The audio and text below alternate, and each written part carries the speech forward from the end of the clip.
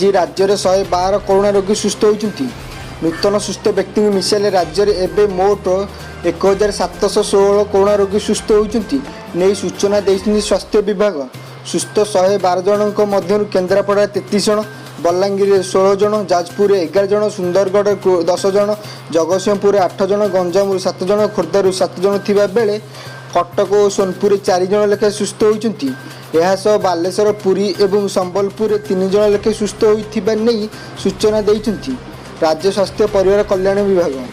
राज्यर विभिन्न विद्यालय 20 रु कम छात्र छात्री थिबा विद्यालय को बंद करने निष्पत्ति को स्थगित कर शनिवार एने विद्यालय गणशिक्षा मंत्री समीर दास सूचना देते। से कहते जे पूर्वर 20 रु कम शिक्षयित्री थिबा विद्यालय बंद नहीं योजना होइथिला वर्तमान यह कार्यकारी नहीं।